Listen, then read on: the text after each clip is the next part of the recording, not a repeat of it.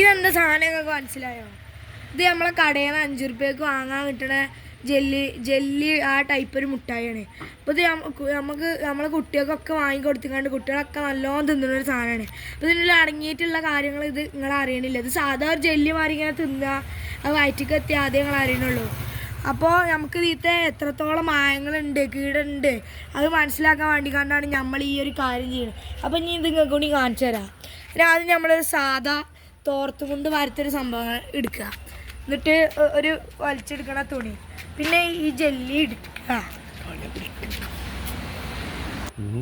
അപ്പം ഇനി ഈ മുണ്ട് നമ്മളെ കയ്യിൽ ഇങ്ങനെ വെക്കുക, എന്നിട്ട് നമ്മൾ ഈ ജെല്ലി ഇത് ഓപ്പൺ ആക്കട്ടോ.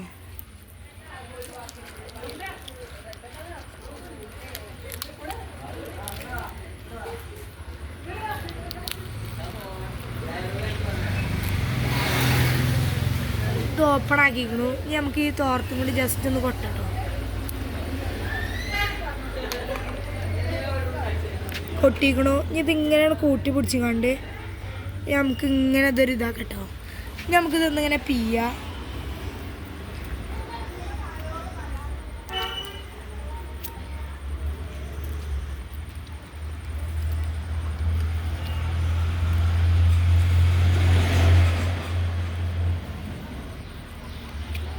നമ്മളിനി ഫുള്ള് പീനി കഴിഞ്ഞു.